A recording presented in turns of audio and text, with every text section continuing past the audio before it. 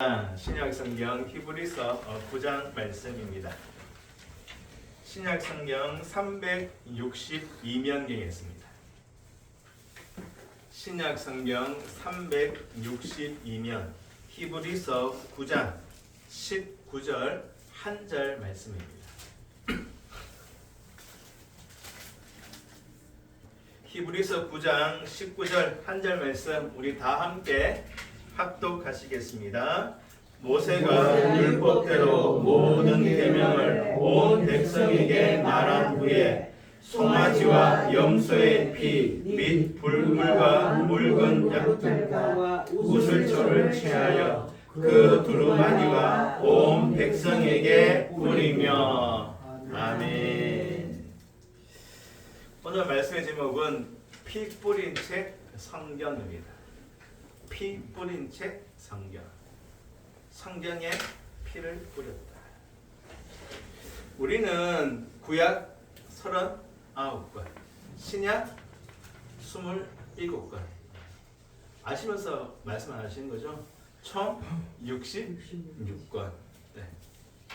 66권 성경을 하나님의 감동으로 기록된 정확무오한 하나님의 말씀으로, 그리고 우리의 신앙과 삶의 유일한 법칙으로 믿습니다.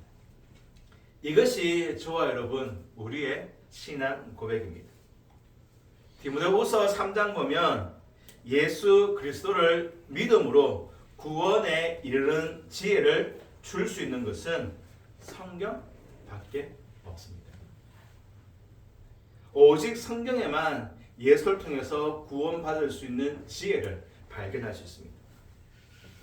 그리고 성경은 하나님의 감동을 된 것으로서 교훈과 책망과 바르게 함과 의로 교육하기에 유익합니다. 그러기에 우리는 성경을 떠나서는 예수 그리스도로 말미암아 구원받는 길을 알 수 없습니다. 또한 이 땅에서 하나님 보시기에 합당한 삶, 열매 맺는 삶을 살아갈 수도 없으며 다시 오실 주님을 기다릴 수도 없습니다. 왜냐하면 성경대로 다시 오시기 때문입니다. 그러니까 성경 덮고는 구원도, 삶도, 마지막도 아무것도 없는 거죠. 그리고 요한계시록 22장 18절과 19절 보시면 말씀을 더하면 하나님께서 말씀에 기록된 재앙들을 그에게 더하실 것이다. 이 말씀에 더하면 이 성경에 기록된 재앙을 더하실 것이다. 말씀을 빼면요, 제거하면요, 나도 너를 제거하겠다. 성경의 생명나무와 및 거룩한 성의 참여함을 제하여 버리신다라고 분명하게 말씀하십니다. 성경은 하나님의 백성된 우리들을 위해서 하나님께서 친히 보존하여 지키신, 한문으로 보수라고 하는데요, 보존하여 지키신, 보수하신 책입니다. 사람이 지킨 것이 아니라 누가? 하나님이 보존하여 지키셨다. 그래서 앞으로 오늘과 다음 주 2주간 성경책에 관해서 말씀을 나누고자 합니다. 이 말씀을 나누는 목적은 단 하나입니다. 성경을 가까이 하자. 성경책을 펼치고 성경을 읽게 하는 것이 목적입니다. 오늘 설교도 다음 주 설교도 목적은 다 하나입니다. 성경책을 펼치자. 성경책 읽지 말고 성경책을 펼치자. 읽자. 가까이 하자. 모대 목사님 들어보셨죠? 이런 말씀하셨습니다. 나는 믿음을 강구하면서 언젠가는 믿음이 내려와서 나를 번개처럼 칠 것이라고 생각했다. 막 믿음을 구하면 막 번개처럼 믿음이 팍 칠 줄 알았죠. 그러나 그런 믿음은 오는 것 같지 않았다. 주여 믿으십시오 하면 믿음이 어느 날 뚝 떨어질 줄 알았는데 그게 아니었다. 오늘 나는 로마서 10장 17절을 읽었다. 그러므로 믿음은 들음에서 나며 들음은 그리스도의 말씀으로 말미암았느니라. 나는 성경을 듣고 믿음을 간구했다. 또 성경을 펴서 읽었다. 그 후 나의 믿음은 점점 자라났다. 믿음은 언제요? 성경을 펴고 읽고 묵상할 때, 그리고 그 말씀 가지고 기도할 때 믿음이 자란다. 성도 여러분, 성경을 듣고는 우리의 믿음이 자라지 않습니다.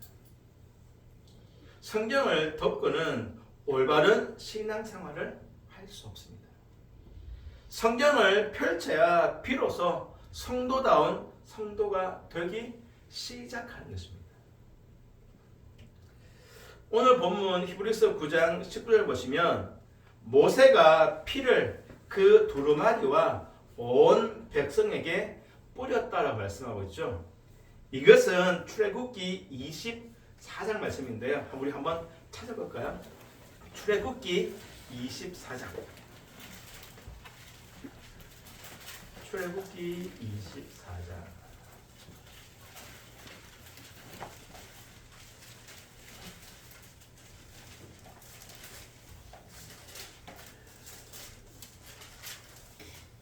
육 절 보시면 구약성경 119면입니다. 출애굽기 24장 6절.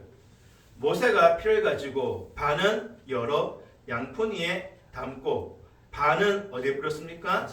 제단에 뿌렸죠. 그리고 7절 보면 언약서를 가져다가 백성들에게 낭독합니다.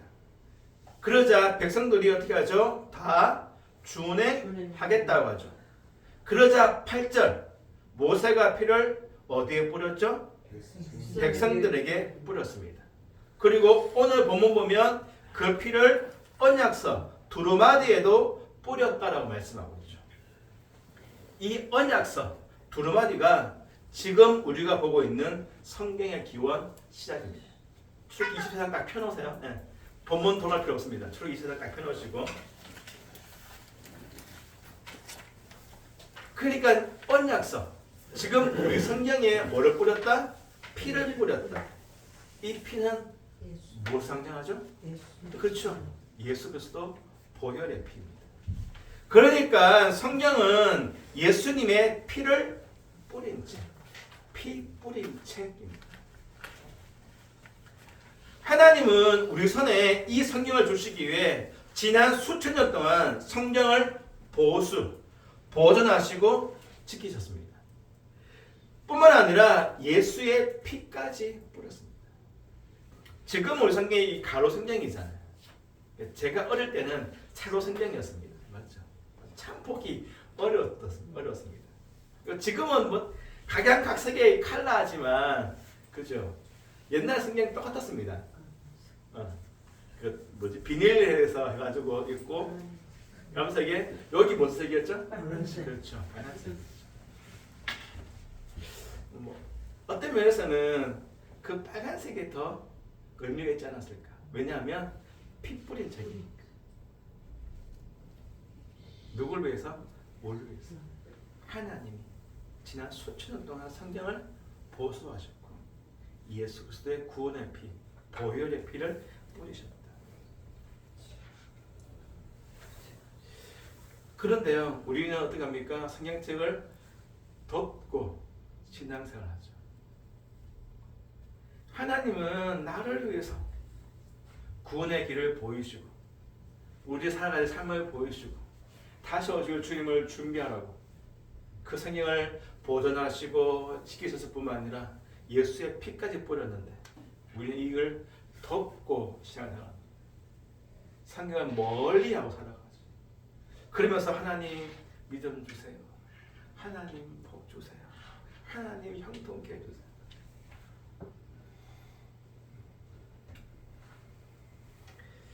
이 시대를 말씀의 홍수 시대라고 합니다. 사방에 말씀이 있죠. 뭐 기독교 TV 틀면은 하루 종일 말씀 나옵니다. 유튜브 들어가면요 온갖 말씀 다 있죠. 말씀을 쇼핑합니다.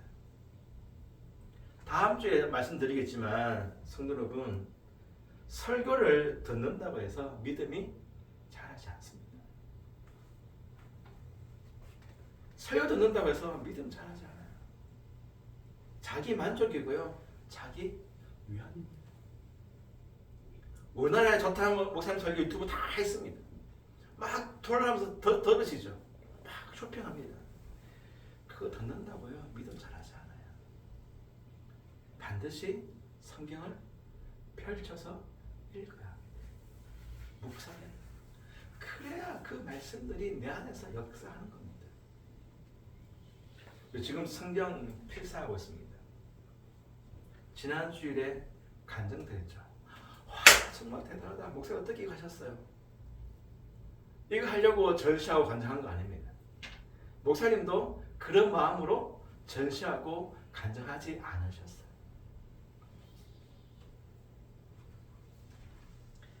목사님이 성경책을 펼치신 것처럼 어떻게요? 저와 여러분 우리들도 성경책을 펼쳐서 동일한 하나님 말씀 앞에 서서 은혜를 경험하게 하려고 하는 것입니다. 자랑하려고 하는 거 아니에요. 그저 전시하려고 보이려고 하는 것이 결코 아닙니다. 다음 주 간증도 마찬가지입니다. 모디 목사님의 고백처럼 오늘 나는 성경을 읽고 믿음을 간구했다.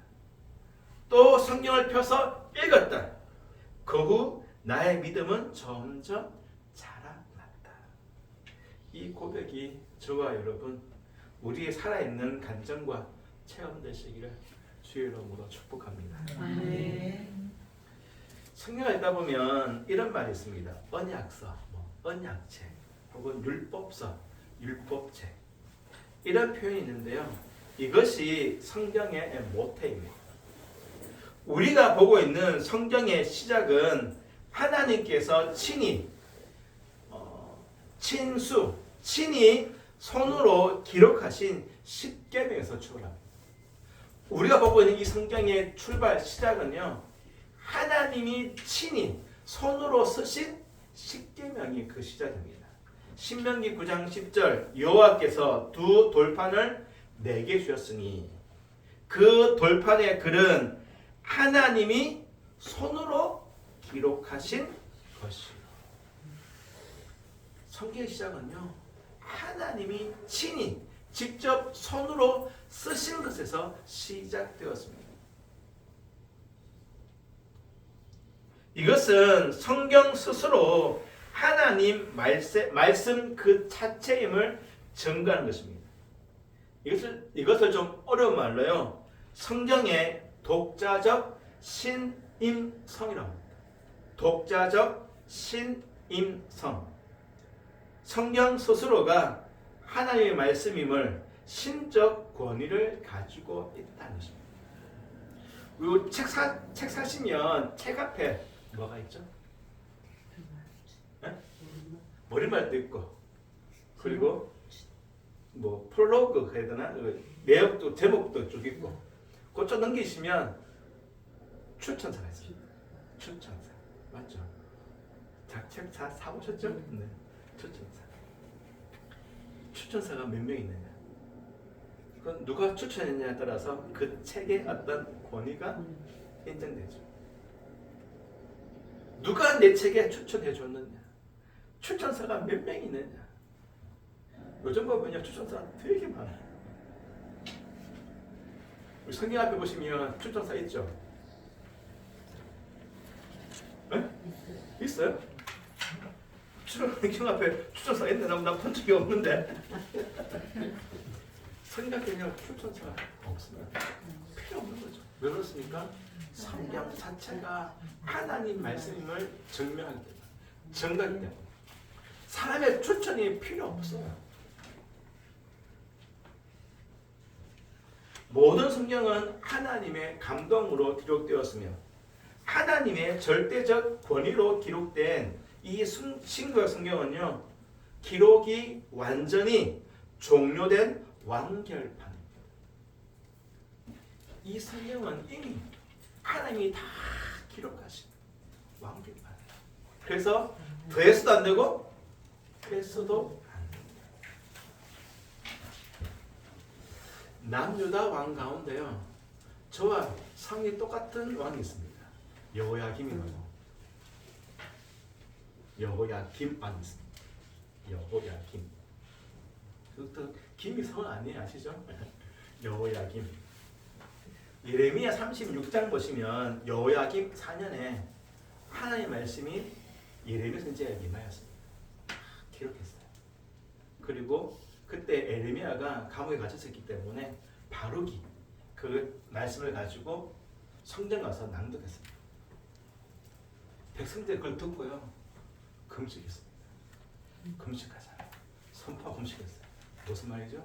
그 말씀에 찔린 거죠. 아, 내가 잘못 살았구나. 내가 잘못되었구나. 금식했어요. 그 말씀 그대로 누구에게? 여호야김에게 낭독했습니다.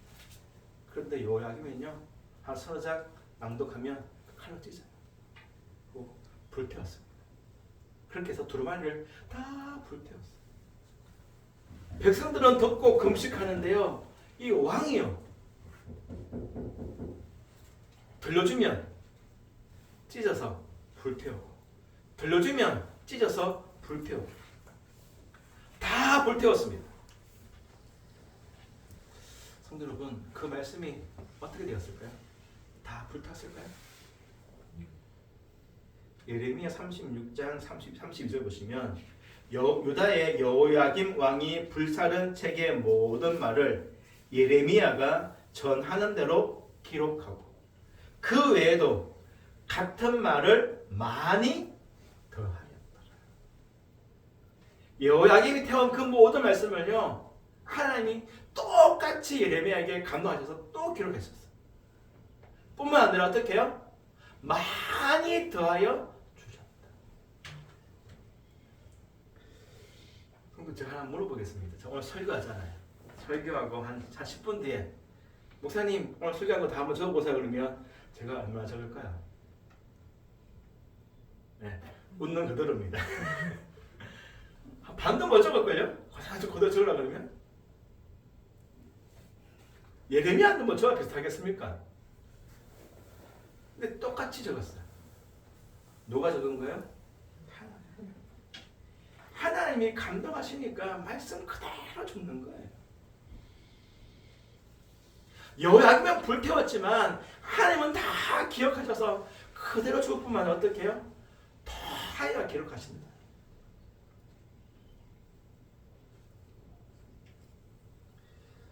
아무도 성경을요 빼앗을 수 없어요.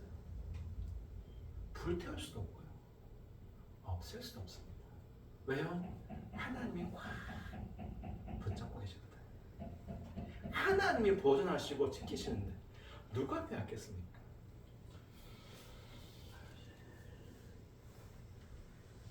성경을 불태웠던 여호야김은요, 바벨론의 쇠사슬로 결박되어 끌려갔습니다.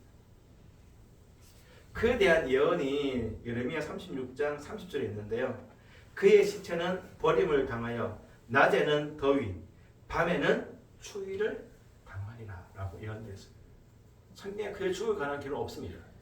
하지만 말씀대로 분명히 되었을 것입니다. 요한계시록 말씀과 똑같죠. 반대로 말씀을 가까이한 왕들은 어땠을까? 이스라엘 왕들을 크게 나누면요, 하나님 보시기에 선한 왕, 보시기에 악한 왕이죠. 그 차이가 뭔지 아십니까? 율법책 말씀입니다. 말씀을 가까이한 왕은 하나님 보시기에 선한 왕이 되었습니다.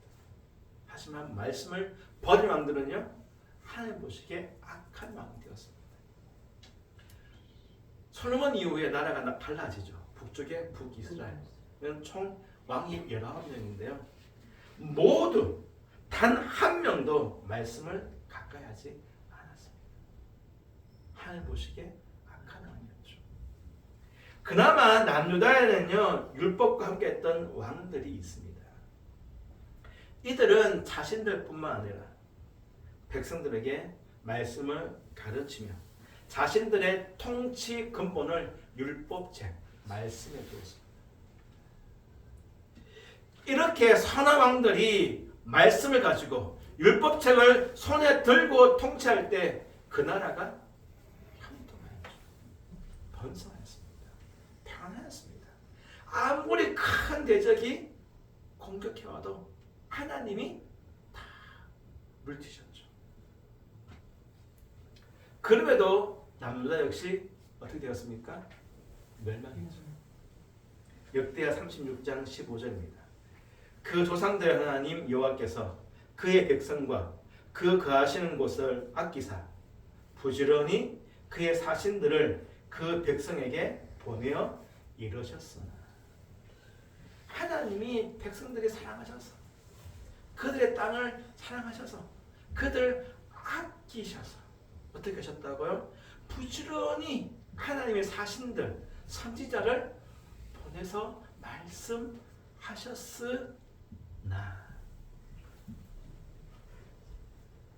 하셨더니 하면 좋을 텐데 그죠? 하셨으나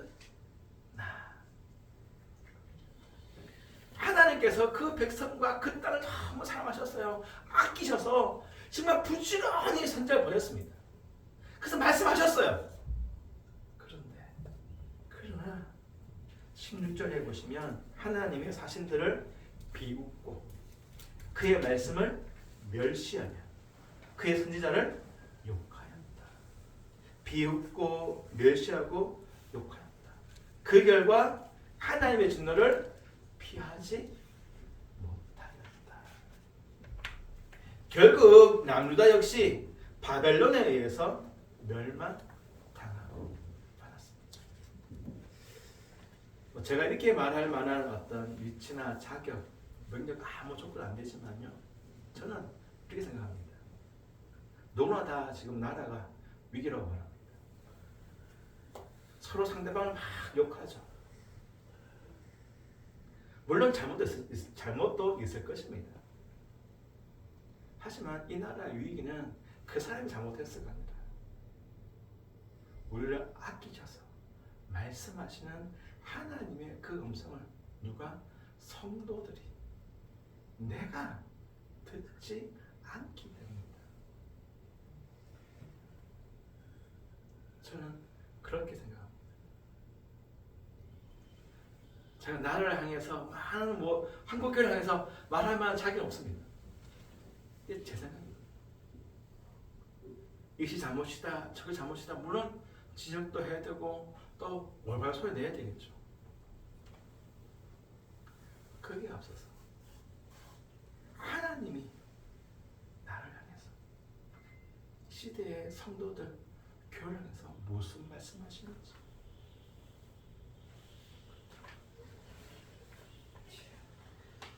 선지자를 많이 보냈다는 것은요 그만큼 하나님께서 아끼고 사랑하십니다.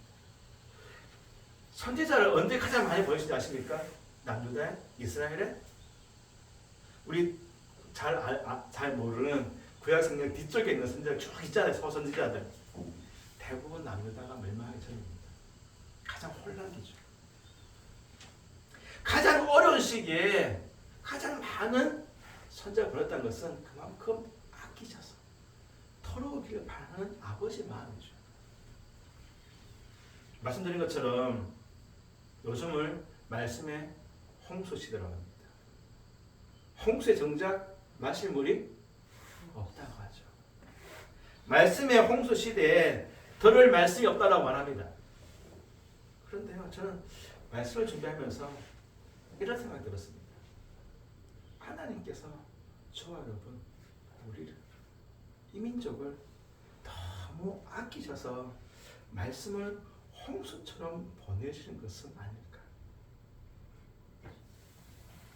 우리를 깨우시고 새롭게 하시기 위해 홍수처럼 말씀을 부으시는 것은 아닐까? 라는 생각이 들었습니다. 말씀이 홍수 시대에 들 말씀이 없다 그게 아니라 반대로 이 마지막 시대에 우리를 깨우시기 위해서 홍수처럼 말씀을 쏟아 부으신 것은 아닐까. 들을 게 있는 자만이 말씀의 홍수 중에 들을 것입니다. 듣고 깨달으며 마지막 시대를 준비할 것입니다. 성도 여러분, 들을 귀가 있으시기를 주의 이름으로 축복합니다. 아멘. 우리는 들을 귀가 있어야 합니다. 귀가 열려 있어야 합니다. 말씀이 홍수든 들을 말씀이 없다라고 말하든 그건 그 사람들 얘기고요. 우리는 이 말씀이 있잖아요. 말씀이 있잖아요. 그리고 얼마나 많은 말씀들이 오늘 또 지금 이 시간 교회마다 선포되고 있습니다. 들을 게 없다가 아니라 들을 게 있는 자들은요 다 듣고 깨닫습니다. 중요한 것은 내가 들을 기회가 있는 거죠. 내가 들을 기회. 제가 예배 시작하기 전에 잠깐 말씀드린 것처럼 예전엔 몰랐죠. 그냥 예배하기 전에 여기 앞에 앉아있다가 지난번 그때 그랬습니다. 앉아있다가 시간 되면 이제 장로님 모시고 올라가서 예배했습니다.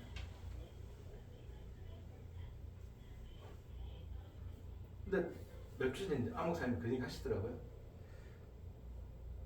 그전에는 안 들렸는데 그때 하나님께서 제게 들을 기를 주신 것 같아요. 그래서 제가 지난주부터 하거든요. 막 그때는 들었어도 못했을 것 같아요. 왜? 들을 기가 없었으니까. 미워서 기도로 예배 준비하고 서니까 일단 제 마음에 제 눈에 눈물이 있으니까 촉촉하니까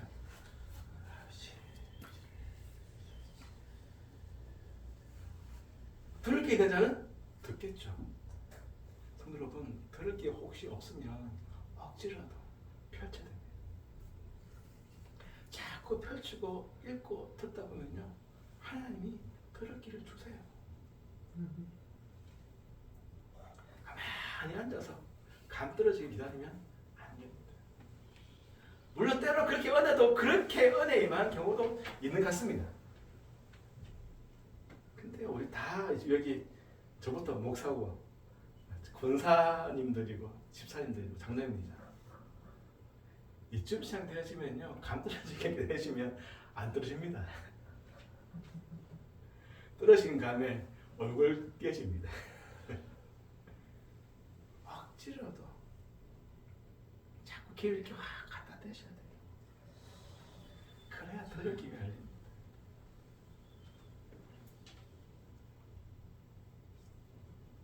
우리 출애굽기 19장 가볼까요? 출애굽기 19장 24절 하셨죠? 출애굽기 19장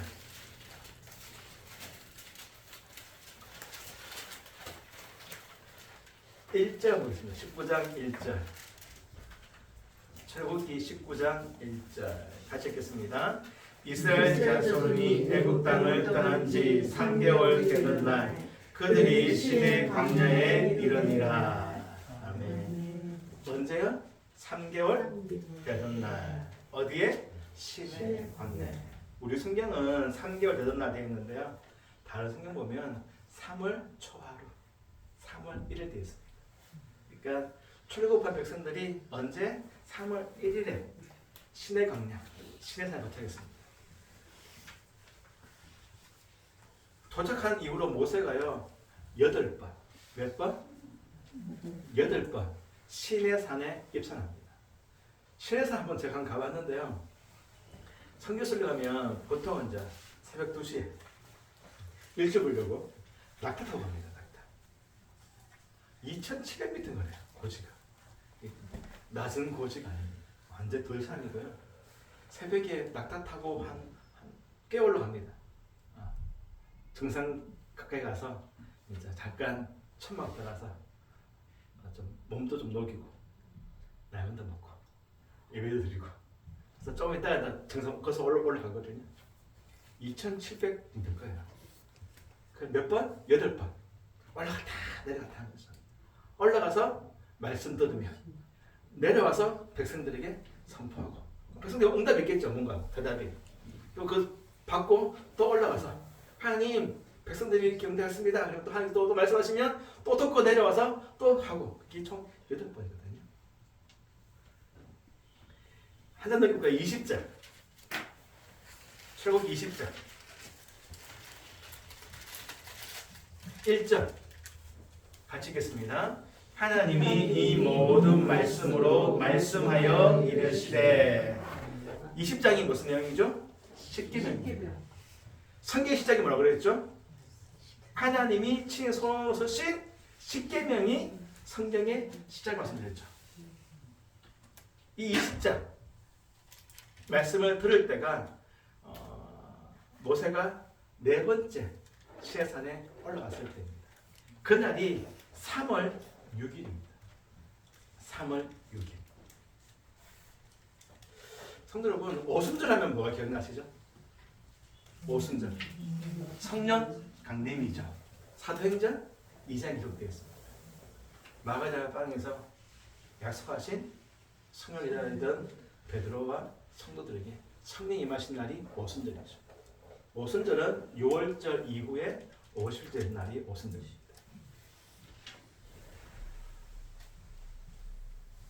모세가 시내산에서 말씀을 받은 그날이 3월 6일이고요. 이 날이 6월절 이후에 50절 날입니다. 구약의 오순절입니다. 신약의 오순절에 성령이 임했다면 구약의 오순절은 뭐가 임했어요? 하나님의 말씀이 임한 거죠. 대단히 중요한 의미가 있습니다. 하나님의 말씀이 구약의 오순절에 임하였고 그리고 신약의 오순절에 약속하신 성령 오신 것이죠. 사도행전 10장에 고넬료 이야기가 있습니다. 고넬료 로마 군대 백부장이었죠. 이방인이었습니다. 고넬료가 기도한 중에 환상 보았습니다. 베드로를 초청해가지고 베드로 또한 기도 중에 환상 보았죠. 가라. 그래서 베드로가 고넬료 집에 갔습니다. 가서 뭐 했죠? 복음 전했습니다. 그런데요, 사도행전 10장 44절 베드로가 이 말을 할 때에 성령이 말씀 듣는 모든 사람에게 내리오시니 베드로가 이 말을 할 때에 성령이 누구에게 말씀 듣는 모든 사람에게 내려오시니 성령이 누구에게 말했죠? 말씀 듣는 모든 사람. 성도 여러분, 말씀으로 충만해야 됩니다. 말씀을 읽고 들을 때 성령이 오시고요. 나의 믿음이 살아납니다. 말씀 없이 은혜 받기도 합니다. 말씀 없이 성령 받기도 해요. 기도 열심히 하더라면요. 뜨거움이 임합니다. 그런데요. 얼마 못 가요. 또는요. 개인적으로는 가정이나 교회에 반드시 무리를 일으킵니다. 말씀 충만하지 않고 은혜 받고 성령 받으면요 오래 가지 않거나 반드시 문제가 되어집니다. 말씀 읽겠습니다.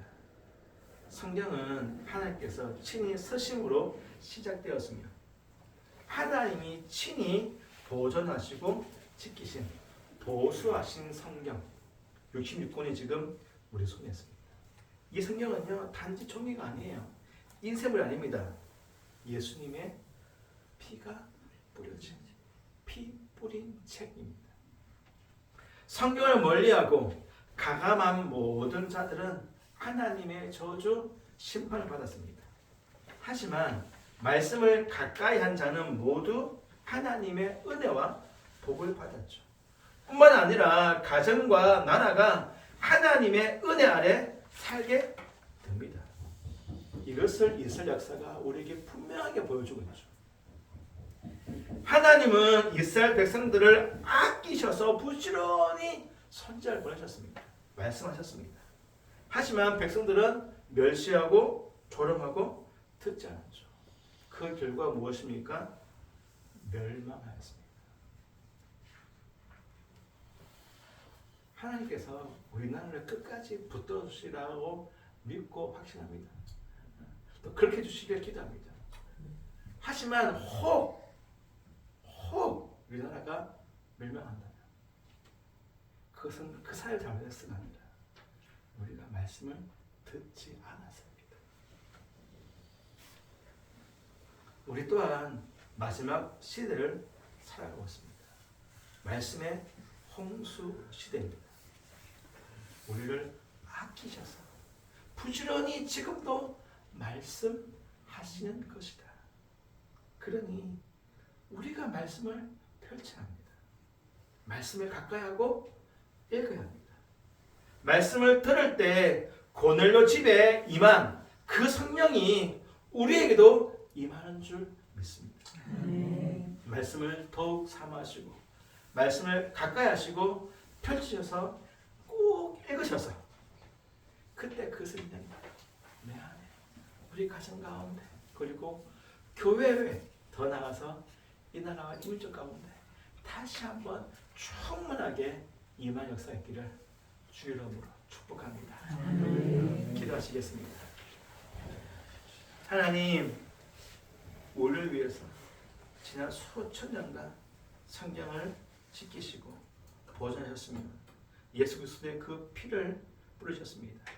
피 뿌린 이 성경, 아버지 하나님, 이 성경을 펼치지 아니하고는 구원의 길을 알 수 없습니다. 어떻게 살아야 할지, 다시 올 주를 어떻게 준비해야 될지 전혀 알지 못합니다. 그런데 아버지 하나님, 우리는 성경을 덮고 신앙생활합니다. 그러면서 아버지 하나님 만나달라고, 복 달라고, 형통하게 달라고.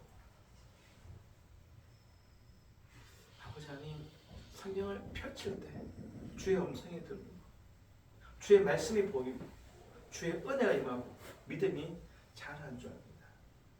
이스라엘 역사가 분명하게 말씀합니다. 말씀을 들을 때, 말씀을 펼칠 때, 말씀대로 행할 때에 하나님이 복 주신 것입니다. 오늘 알면서도 아버지 하나님 그렇게 하지 못하고 있습니다. 들을 길을 주옵소서. 깨닫게 하옵소서. 행할 수 있는 아버지 하나님이여 힘을 더하여 주옵소서. 말씀의 사람 되게 하여 주옵시고 아버지 하나님 말씀의 이 은혜가 우리 교회를 넘어서 이 땅 가운데도 활락하기 원합니다. 다시 한번 이 나라의 민족 가운데 말씀의 역사, 말씀의 부흥을 일으켜 주옵소서. 예수님의 이름으로 기도하옵나이다. 아멘.